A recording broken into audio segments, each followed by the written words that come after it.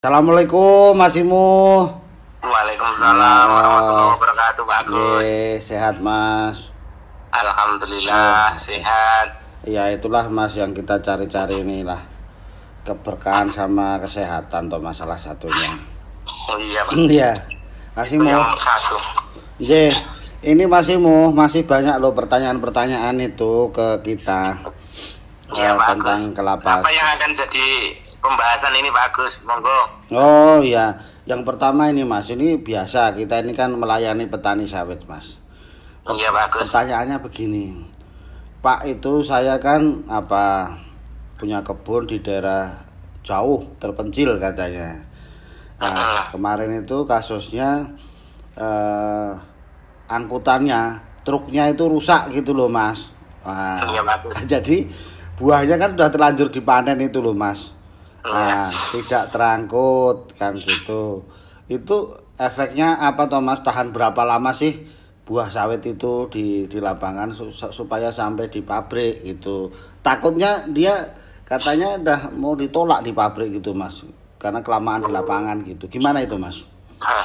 Jadi seperti ini Pak Agus. Ya bapak-bapak petani di tanah air yang para netizen, ya seyogyanya tujuan kita berkebun kelapa sawit ini kan pengen mendapatkan hasil yang memuaskan. Oh iya. Ya, hasil yang memuaskan itu didapat apabila ini bagus kita lakukan proses dari panen hingga proses selanjutnya itu kan mendapatkan hasil yang sesuai yang kita inginkan, kan betul bagus kan? Betul sekali lah. Nah, tetapi kadangkala ada faktor X yang menyebabkan kita jadi menunda yang seperti bagus tadi sampaikan kan gitu. Ya, penundaan ini bisa dikarenakan ya berbagai faktor. Kalau tadi Pak Agus bilang bahasanya karena truknya rusak, patah asnya, kempes bannya, kepater ataupun karena jalan yang rusak, itu faktor yang nggak bisa dihindari dan diduga sebelumnya karena itu juga faktor alam kan gitu Pak Agus. Iya betul Mas. Nah, berdasarkan kita penelitian ataupun percobaan di penelitian ini kan juga ada bagaimana kita mencoba menunda penundaan pengolahan dari bahan kelapa sawit yang sudah kita panen bagus. Iya Mas. Dari buah mentah yang kita panen maupun buah matang yang kita panen kan gitu Pak Agus. Iya Mas. Nah, jadi kesemua hal itu memang berefek dari penurunan terhadap berat tandannya. Dan menurunkan kualitasnya Pak Agus. Iya. Nah, jadi secara berat tandan Pak Agus, apabila hari ini kita panen, misalkan jam 8 dan besok baru kita angkut, itu penurunan yang diakibatkan berat tandan karena kadar airnya menurun itu bisa sampai 3% Pak Agus. Rugi ya ternyata kita ya kalau kelamaan itu. Iya, 3% ya. Itu baru 1 hari Pak Agus. Jadi kalau 2 hari dia bisa 5%. Terus 3 hari bisa sampai 7% kan gitu Pak Agus. Dan 9 hari itu bisa sampai 4 hari itu bisa sampai 9% kan gitu Pak Agus. Nah, setelah 4 hari ini Pak Agus ini beresiko menurunkan segala-galanya Pak Agus. Pertama secara kualitas CPO juga menurun karena ALB-nya sudah terlalu tinggi kan itu bagus. ALB itu apa Mas? Asam lemak bebas bagus. Nah, ini kan petani nanti nggak tahu itu kompon apa lo asal kok bebas aja gitu. ALB bagus. Meningkatkan asam lemak bebas dan ini merupakan salah satu ya kalau kita itu kan ada yang ngatur Pak kalau ALB itu Pak. Oh gitu. Mutu CPO itu ada SNI, SNI nomor 012901 2006 itu ALB itu tidak boleh lebih dari 5% kalau yang diperdagangkan kan gitu Pak. Ada aturannya ternyata ya Mas. Ya, ada aturannya bagus kan gitu. Ya, 5% batasnya ya kan. Betul bagus. Lebih dari itu nggak laku ya Mas ya? Ya bukan. Ya memang mayoritas pembeli pasti minta di mixing kan itu bagus. Ya. Terus karena bagaimanapun ya kita harus menjaga kualitasnya kan gitu. Iya. Jadi kalau kualitas TBS kita nggak terjaga, ya otomatis kalau tadi lebih dari 4 hari kan dikira di pabrik bukan lagi afkir, kan di pabrik itu kan ada kriteria Pak. Oh gitu, iya Mas. Kriteria namanya NSP, nilai sortasi panen. Wah. Nah, nilai sortasi panen itu kan mengatur berapa buah mentah persen, berapa buah matang. Kan buah matang harus 85% kan gitu Pak. Oh iya, NSP. Buah busuk kurang dari 1% misalkan kan gitu. Oh, iya. Nah, kalau seumpamanya yang 4% tadi kita yang 4 hari dengan kualitas penurunan udah di atas 9%, pasti otomatis kan udah rontok semua tuh peruntukan bagus. Oh iya Mas.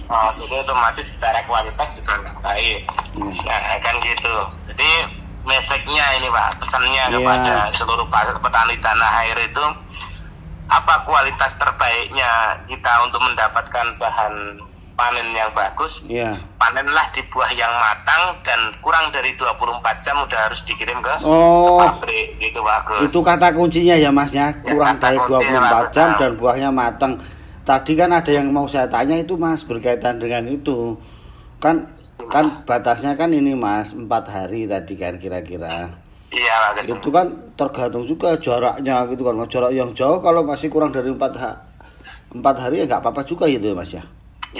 Ya nggak apa-apa, tapi kan gini bagus, nanti jangan sampai kan sering kali kita yang namanya petani ini kan ada rasa nggerutunya ketika kita panen hari ini terus baru ditimbang, nggak taunya setelah dari truk kita dikiranya buah itu turun di jalan di mana, padahal kan secara kriteria Pak bahwasanya kalau udah 24 jam itu kan udah turun 3%, 5%, 7% kan.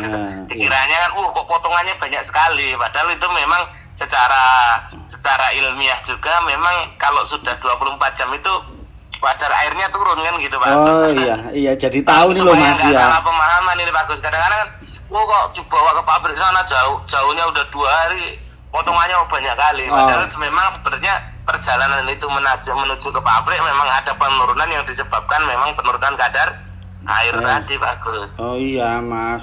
Berarti kan gini Mas, itu kan ALB kematangan Mas gini, misalnya karena kebunnya yang tanya ini kan jauh terpencil tadi, panennya agak mentah sedikit kan di bawah, ini kan udah nggak lebih juga nggak apa-apa, gimana itu Mas? Jadi ini ada hasil analisis Pak terhadap kandungan minyak di buah mentah bagus kan gitu. Iya Mas. Buah mentah, buah mengkal, buah matang bagus. Jadi kalau buah mentah ini, poten mentah ini dalam artian udah mengarah ke matang ya bagus, tapi ya belum brondol kan gitu. Iya betul. Kalau mengkal di sini ya sebenarnya ya udah merah, tapi memang belum ada modal. Kalau matang ini masih oranye yang biasanya dikecek itu bagus. Nah itu kadar minyaknya itu kan 22% bagus yang mentah ini. Mentah. Dalam artian bukan cengkir, nanti jangan dianggap sama para netizen itu cengkir, tidak. Ini udah mendekati ke matang memang. Nah kalau mengkal bagus, itu kan 23%. Nah kalau matang ini kan potensinya bisa sampai 24% bagus. Nah kalau lewat matang memang secara minyak dia naik karena kadar airnya kan turun bagus.